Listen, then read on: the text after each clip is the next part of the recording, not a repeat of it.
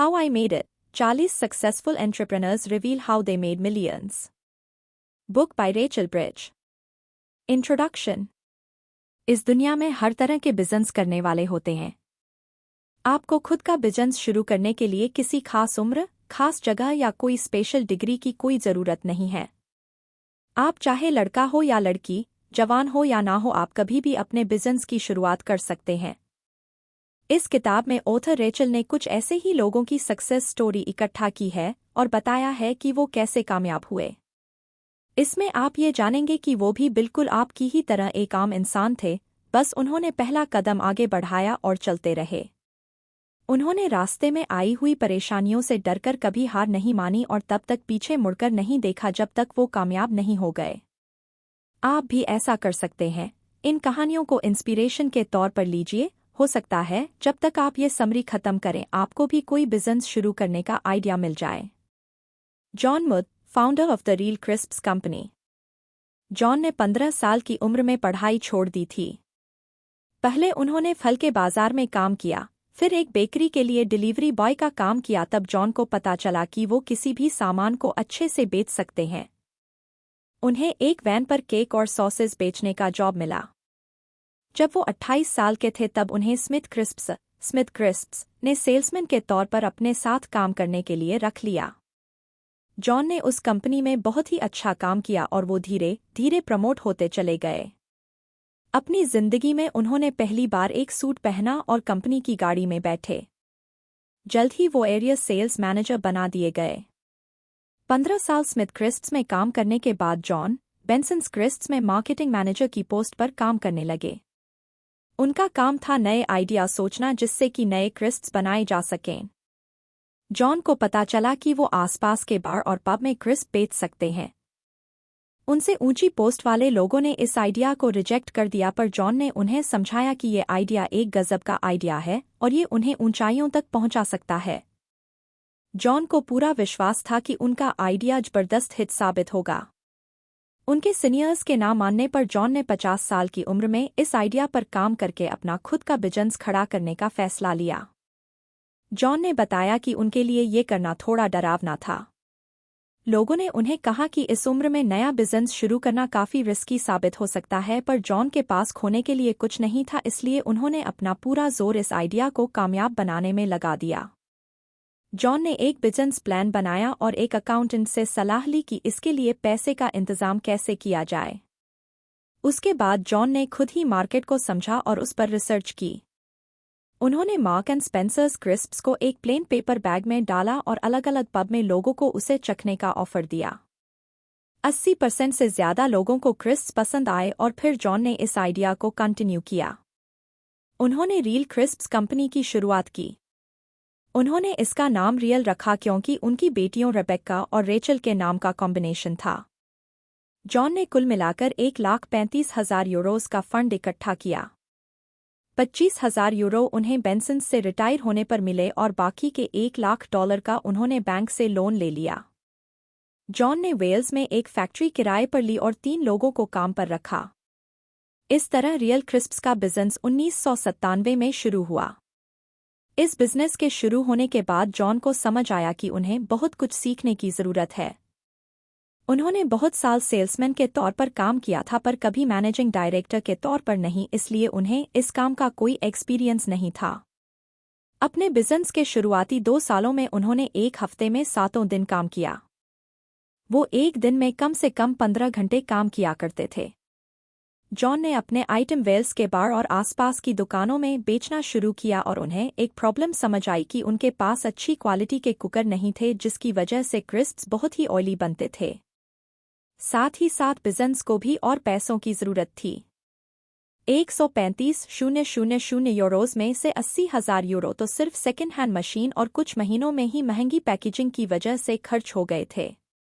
अदसा और टेस्को company real crisps में interested थी, पर जॉन के पास इतनी पूंजी नहीं थी। वो कुछ ऐसे लोगों से मिले जो कि उनके साथ पैसे लगा सकें और उन्हें बार और रेस्टोरेंट फूड्स कंपनी मिली। वो रियल क्रिस्प्स के बैंक लोन चुकाने के लिए तैयार थे, पर बदले में उन्हें बिजनेस की 80% ओनरशिप चाहिए थी। जॉन इस बात से राजी हो गए। ये एक मुश्किल फैसला था पर रियल क्रिसप्स को आगे बढ़ाने का बस यही एक तरीका था। जल्द ही आदसा एंड टेस्को कंपनी भी रियल क्रिसप्स का साथ देने लगी। कंपनी की सेल्स काफ़ी तेज़ी से बढ़ गई और फिर 2007 में बिजनेस शुरू करने के ठीक 10 साल बाद जॉन ने अपना बिजनेस 10 मिलियन यूरो में बेच दिया। जॉन अपनी कामयाबी पर बहुत ही गर्व महसूस करते हैं। जब भी वो किसी सुपरमार्केट में जाते हैं और रियल क्रिसप्स को देखते हैं, वो खुद से यही कहते हैं, चाहे जो भी हो, मैं ही वो इंसान हूँ जिसने इसकी शुरुआत की थी। Darren Richards, founder of datingdirect.com। बचपन से ही डैरेन का सपना था कि वो अपना खुद का बिजनेस शुरू करें। उन्होंने कभी स्कूल में अच्छे नंबर लाने पर ध्यान नहीं दिया क्योंकि उन्हें विश्वास था कि वो एक दिन अपना खुद का बिजनेस जरूर करेंगे। 16 साल की उम्र में उन्होंने स्कूल छोड़ दिया और कई सालों तक एक वेटर के तौर पर काम करते रहे। जब वो एक रेस्टोरेंट में काम कर रहे थे, उनका दिमाग हमेशा ही इधर-उधर लगा रहता था। डैरेन यही सोचते रहते थे कि वो कौन सा बिजनेस शुरू कर सकते हैं।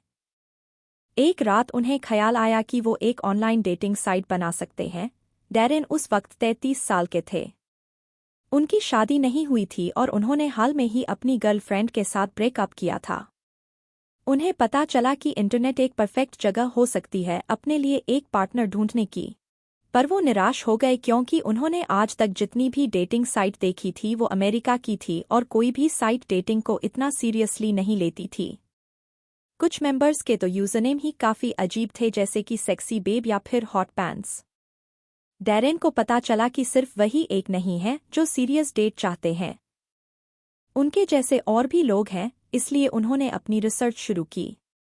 उन्होंने अपने दोस्तों से इस बारे में पूछताछ की, उनसे राय ली, उन्होंने कुछ वेबसाइट मैगजीन्स पढ़ी और फिर उन्होंने एक सिंपल साइट बनाई जहां लड़के लड़कियां अपनी प्रोफाइल बना सकते थे। साइट बहुत ही बेसिक थी पर वो बहुत लोगों को पसंद आई। इससे उन्हें पता चला कि बहुत सारे लोगों को इसकी ज़रूरत है और फिर उन्होंने एक प्रोफेशनल वेबसाइट बनाने वाले को ढूंढना शुरू किया जो कि उन्हें एक अच्छी वेबसाइट तैयार करके दे सके जहां मेंबर्स एक दूसरे से बात कर सकें। आखिरकार उन्हें एक वेब डेवलपर मिला जो कंपनी में 20% पार्टनरशिप के बदले एक इंटरैक्टिव साइट बनाने को तैयार हुआ। इस तरह datingdirect.com लॉन्च किया गया था और 3 महीने के अंदर इसके 40,000 मेंबर बन गए थे। पर डैरेन के सामने अभी एक और प्रॉब्लम थी कि वो कैसे लोगों से अपने काम के लिए पैसे लें। उनके सामने सिर्फ एक ही रास्ता था कि वो लोगों को कहें कि वो क्रेडिट कार्ड से पे करें। इसी बीच बार्क्लेकार्ड बैंक ने डैरेन के ऑफर को 3 बार रिजेक्ट कर दिया था क्योंकि उन्हें लगा डेटिंग साइट में बहुत हाई रिस्क है। उनके लिए ये बिजनेस बिल्कुल पोर्नोग्राफी और गैम्बलिंग जैसा ही था। तो उसके बाद डैरेन ने क्या किया? वो खुद गाड़ी चलाकर बैंक ऑफिसर के घर गए और उन्हें अपनी वेबसाइट का डेमो दिया। बैंक ऑफिसर इससे बहुत प्रभावित हुए। वो बार्क्लेकार्ड की सर्विस डेटिंग साइट को देने के लिए तैयार हो गए। 5 साल बाद 2004 तक datingdirect.com के लगभग 1.5 मिलियन मेंबर बन चुके थे और उसे कई मिलियन पाउंड्स का प्रॉफिट हुआ। 2007 तक कंपनी के 5 मिलियन मेंबर हो गए। फिर डैरेन ने फैसला किया कि वो अपना बिजनेस एक फ्रेंच कंपनी मेटिक को बेच देंगे और उन्होंने 30 मिलियन यूरो में अपना बिजनेस बेच दिया। उसी साल डैरेन ने अपनी नई ऑनलाइन कंपनी www.propertyindex.com को लॉन्च किया। ये दूसरे देशों में प्रॉपर्टी को बेचने या किराए पर देने का काम करती थी। उसके बाद उन्होंने टेनराइफ में 3 बार भी खरीदे। पेनी स्ट्रीटर, फाउंडर ऑफ एम्बिशन 24 आवर्स। जब पेनी ने पहले अपनी खुद की हायरिंग एजेंसी शुरू करने की कोशिश की तब वो किसी भूचाल से कम नहीं था। उन्होंने 30,000 यूरो उधार लेकर एक आलीशान ऑफिस किराए पर लिया। उन्होंने डिज़ाइनर कुर्सियाँ, बड़े टेबल और फैंसी फोटोकॉपियर खरीदे। 3 महीने बाद बिजनेस बंद करने की नौबत आ गई और उनके क्लाइंट्स बिल्कुल ही शून्य हो चुके थे। अंत में पेनी को ये बिजनेस बंद करना पड़ा। उनके 30,000 यूरो बुरे तरीके से डूब चुके थे और वो बड़े कर्जे में आ गई थीं। उन्हें ये झेलना पड़ा क्योंकि उनके पास शून्य बिजनेस एक्सपीरियंस था। पेनी का जन्म जिम्बाब्वे में हुआ था। वो साउथ अफ्रीका में पली बड़ी। वो 16 साल की उम्र से इंग्लैंड आकर रहने लगी और एक ट्रेनी के तौर पर काम करने लगी। कुछ दिन उन्होंने एक ब्यूटी थेरेपिस्ट के तौर पर भी काम किया। पेनी को जल्द ही पता चल गया कि वो इन सब कामों के लिए नहीं बनी है, तो उन्होंने एक हायरिंग एजेंसी में काम ढूंढना ठीक समझा। उन्हें उसी वक्त एक कंसल्टेंट के तौर पर रख लिया गया और जल्द ही उन्हें ब्रांच मैनेजर की पोस्ट पर प्रमोट कर दिया गया। यही वो समय था जब पेनी ने अपना खुद का बिजनेस शुरू करने के बारे में सोचा। जब उनका बिजनेस नहीं चला तो वो अपनी बहन की रेस्टोरेंट चलाने में मदद करने के लिए साउथ अफ्रीका वापस लौट गईं, पर तभी उनका छोटा बेटा एक बड़ी बीमारी से ग्रस्त हो गया तो पेनी ने यूके जाकर एक नई शुरुआत करने की कोशिश की। ये सब पेनी के लिए बहुत मुश्किल था। वो अपने पति से अलग हो चुकी थी। वो अपने तीसरे बच्चे की मां बनने वाली थी। वो पूरी तरह से टूट चुकी थी। कुछ समय के लिए उन्हें और उनके बच्चों को बिना घर के एक शेल्टर हाउस में गुजारा करना पड़ा। पेनी ने कई काम ढूंढने की कोशिश की, पर उन्होंने अपना हायरिंग एजेंसी बनाने के सपने को जिंदा रखा। उन्होंने एक बार फिर इस सपने को मौका देने का फैसला किया। इस बार पेनी ने बहुत ध्यान से काम किया। उनकी एक दोस्त थी जिन्होंने उनके ऑफिस में पेनी को काम करने के लिए एक छोटी सी जगह दी। वो कभी बैंक नहीं गई थी क्योंकि उन्हें पता था कि बैंक वाले सिर्फ उनका मजाक उड़ाएंगे। पेनी की मां ने भी उनकी बहुत मदद की। उन दोनों ने एक एक दिन अलग अलग करके बच्चों को संभालने का फैसला किया। फिर उन्होंने लोगों को सेक्रेटरी की पोजीशन के लिए हायर करना शुरू किया। फिर धीरे धीरे उन्होंने स्टाफ को फाइनेंशियल सेक्टर में भी हायर करना शुरू कर दिया। इस बार पेनी ने पैसे बर्बाद नहीं किए। इस बार वो कंपनी के खर्चों को लेकर बहुत ध्यान देती थी। एक दिन पेनी को देखभाल करने वाले लोगों को यानी केयरगिवर्स को नर्सिंग होम तक पहुंचाने का ऑर्डर मिला। उन्हें समझ आया कि उस जगह देखभाल करने वालों की बहुत डिमांड थी। उन्होंने खुद ही केयरगिवर्स को पिकअप किया और उन्हें नर्सिंग होम तक छोड़ा। उन्हें समझ आया कि 24 घंटों में केयरगिवर्स की और भी ज्यादा डिमांड बढ़ने वाली थी। उन्होंने केयरगिवर्स को ट्रेनिंग देना शुरू किया और उनकी कंपनी भी अब एक लाइसेंस्ड नर्सिंग एजेंसी बन चुकी थी। उनके बिजनेस ने अब नर्सिंग होम्स को नर्स सप्लाई करना शुरू कर दिया था। पेनी की कंपनी एम्बिशन 24 आवर्स देश भर में फेमस हो गई। अब उसकी यूके में 19 ब्रांच हैं, जहां 200 एम्प्लॉय काम करते हैं और उनका साल भर का टर्नओवर 65 मिलियन यूरो है। पेनी कहती हैं कि आप हार्ड वर्क करके ही कामयाब हो सकते हैं। उनका मानना है कि कामयाब लोग वही हैं जिन्होंने कभी अपने बिजनेस को छोड़ा नहीं या लाख परेशानियों के बाद भी हार नहीं मानी।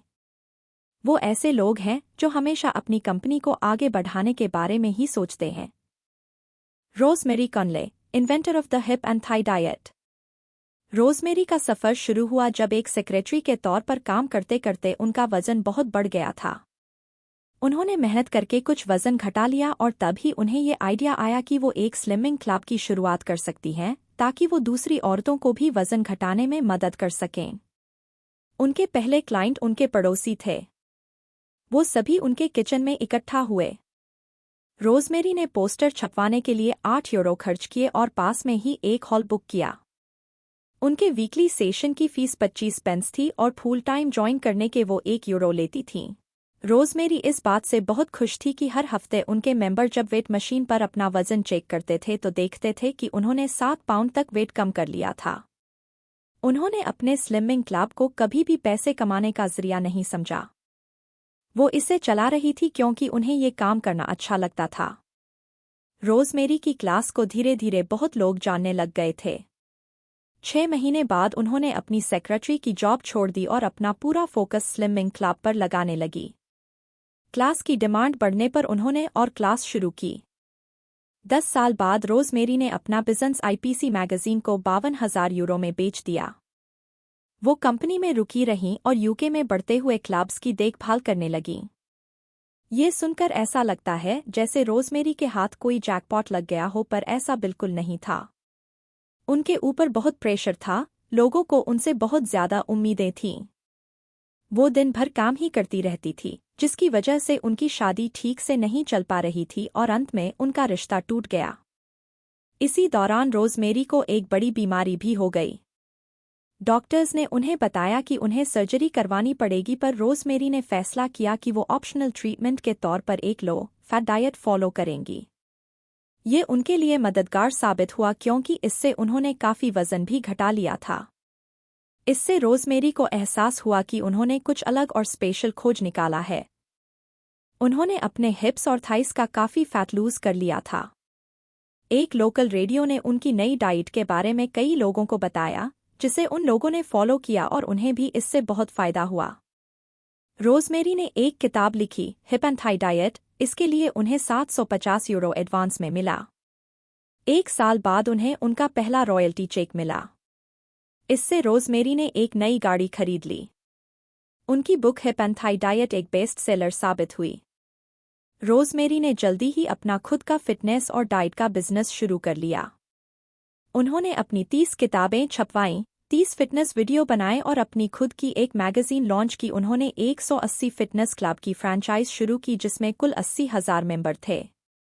रोज़मेरी का मानना है कि वो यहाँ तक नहीं पहुँच पाती अगर वो एक बुरे समय से न गुजरती तो। उनका मानना है कि हमें जिंदगी में हमेशा आगे की ओर एक उम्मीद के साथ देखना चाहिए ताकि हम आगे बढ़ते रहें और समाज में बदलाव लाने की कोशिश करते रहें। Harry Cragoe, founder of PJ smoothies. जब हैरी 8 साल के थे तब वो टेबल के नीचे से छुपकर अपने माता पिता और उनके दोस्तों की बिजनेस के बारे में चल रही बातें सुना करते थे। उनके माता पिता के ज्यादातर दोस्त खुद का ही बिजनेस चलाते थे, इसी वजह से हैरी को ये तो बचपन में ही समझ आ गया था कि वो किसी और के लिए काम नहीं कर सकते हैं। उन्होंने 18 साल की उम्र में स्कूल की पढ़ाई छोड़ दी और अपने शहर में कमोडिटी ब्रोकर के तौर पर काम करने लगे, पर उन्होंने जल्द ही ये काम छोड़ दिया और अपने 3 दोस्तों के साथ मिलकर एक कंपनी शुरू की। उनका वाटर फिल्टर बेचने का बिजनेस था। ये बिजनेस हैरी को लॉस एंजल्स ले गया।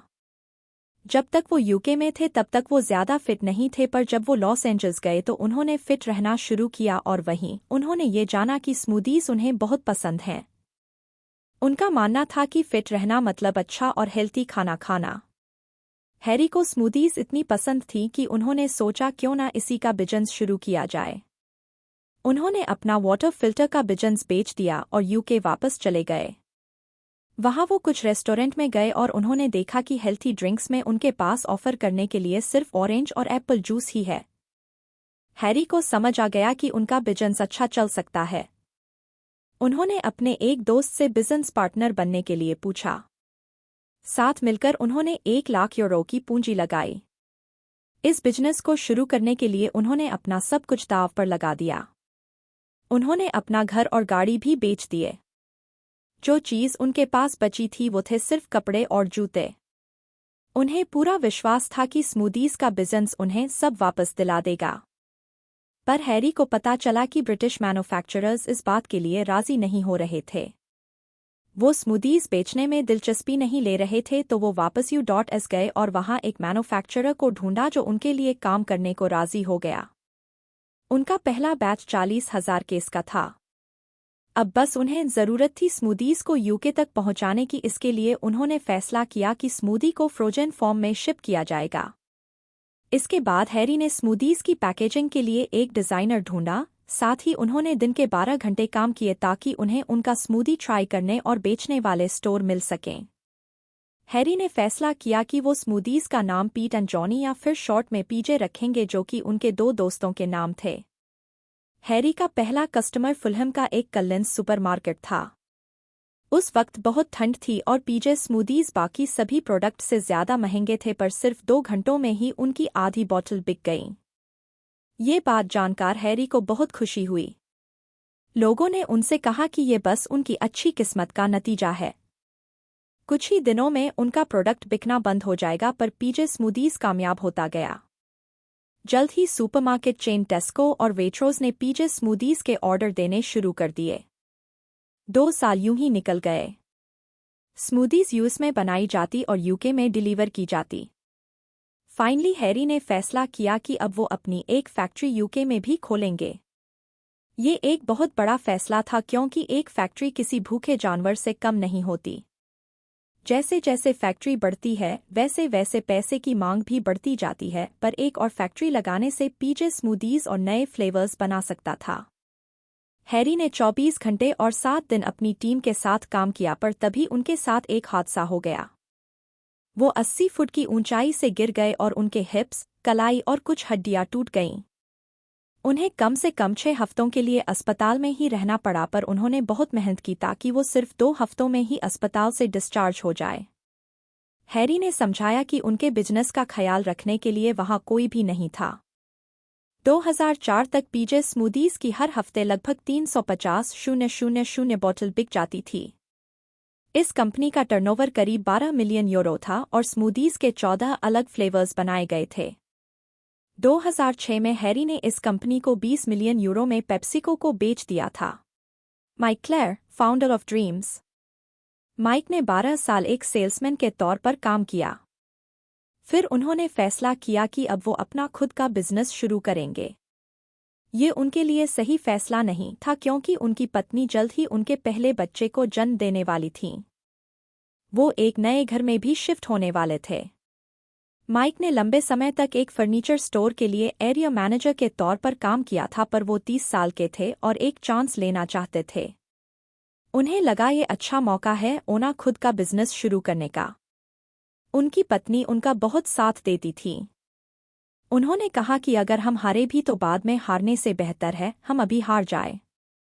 और फिर माइक ने किसी तरह बैंक से 8,000 यूरो का लोन लिया। उसमें उन्होंने अपनी 4,000 यूरो की सेविंग को भी जोड़ा। 4,000 उन्होंने अपने क्रेडिट कार्ड से ये कहकर पैसे उधार लिए कि उन्हें अपने किचन को तोड़कर दोबारा बनवाना है। माइक ने एक पुरानी गाड़ी बनाने वाली दुकान को किराए पर लिया और अपने बिजनेस का नाम सोफा बेड सेंटर रखा। वो जगह तेल से महकती रहती थी, पर माइक ने उस जगह को सुंदर बनाने की पूरी कोशिश की। अपना बिजनेस शुरू करने के एक रात पहले उन्होंने खुद ही फर्श साफ किया और सुंदर सा डोरमैट लगाया। पहले ही दिन माइक ने 2 सोफा बेड बेचे। वो बहुत खुश थे। उन्हें पता चल गया था कि उनका बिजनेस आइडिया जरूर कामयाब होगा। माइक बकिंघमशायर में पले बढ़े थे। 12 साल की उम्र में उन्होंने अपने पिता को खो दिया था, इस वजह से उन्हें काफी छोटी उम्र में ही काम करना पड़ा था। उन्हें एक प्राइवेट स्कूल से पब्लिक स्कूल जाना पड़ा। उनके क्लास के बाकी बच्चे ये कहकर चिढ़ाते थे कि उनके बोलने का तरीका उन सब से अलग है। शनिवार और रविवार को माइक लोगों की गाड़ियां धोया करते थे। जब वो 16 साल के थे तो वो इस्तेमाल किए हुए टेंट को कैंप वाली जगह से उठाते और उन्हें वापस बेच देते ताकि उनके पास कुछ पैसे आ सकें। सोफा बेड सेंटर शुरू करने के 2 साल बाद उन्होंने 2 और नए स्टोर खोले। सोफा बेड के अलावा अब उन्होंने बेड बेचना भी शुरू कर दिया था और फिर अपनी कंपनी का नाम बदलकर ड्रीम्स रख दिया। उनके अकाउंटेंट ने कहा कि ये एक अजीब नाम है, पर माइक को इस नाम पर विश्वास था। उन्होंने कहा कि ये नाम बिल्कुल नया और अनछुआ था। ड्रीम्स हर उस चीज को अपना सकते हैं जो भी नींद से मिलती है, और इस वजह से वो आगे के दिनों में बेडशीट, बेडसाइड लैंप और यहाँ तक कि पजामा बेचना भी शुरू कर सकते हैं। 2002 में मिडलैंड्स में एक फैक्ट्री लेकर कंपनी ने खुद के बेड बनाने शुरू कर दिए। ये बेड होटल, नर्सिंग होम और यूनिवर्सिटी को बेचे जाने लगे। उनकी सेल काफी बढ़ गई थी और 2008 तक ड्रीम्स कंपनी ने देश भर में अपनी 185 ब्रांच खोल ली थी। उस कंपनी का साल भर का टर्नओवर 200 मिलियन यूरो था। माइक का मानना है कि कामयाबी 3 चीजों से मिलकर बनती है: किस्मत, सही स्किल्स और हार्ड वर्क। कंक्लूजन। आपने इस समरी में Real Crisps company, datingdirect.com, ambition 24 hours, hip and thigh diet, PJ smoothies और ड्रीम्स जैसी कंपनीज की सक्सेस स्टोरी के बारे में जाना। आपने सीखा कि कोई भी किसी भी बैकग्राउंड से आकर अपने बिजनेस की शुरुआत कर सकता है। वो शख्स कोई भी हो सकता है, एक लड़का या लड़की, जवान या बुजुर्ग, पढ़ा लिखा या जो पढ़ा लिखा ना भी हो, वो भी अपना खुद का बिजनेस शुरू कर सकता है। अपना खुद का बिजनेस शुरू करने के लिए आपको किसी एक ही रूल को फॉलो करने की जरूरत नहीं है। क्या आप भी हमेशा अपना बिजनेस शुरू करने के सपने देखते रहते हैं? क्या आप किसी सही वक्त या सही समय का इंतजार कर रहे हैं? अगर हाँ, तो सही वक्त अभी है। शुरू में आपको डर लगेगा, ठीक वैसे ही जैसे इस समरी में सारे बिजनेस ओनर्स को लगा था, पर आपको बस चलते रहना है, रुकना नहीं है। खुद पर विश्वास रखिए। हर बिजनेस के अपने उतार चढ़ाव होते हैं, लेकिन पक्के इरादे और लगातार बिना रुके कड़ी मेहनत करते रहने पर आप जरूर कामयाब होंगे।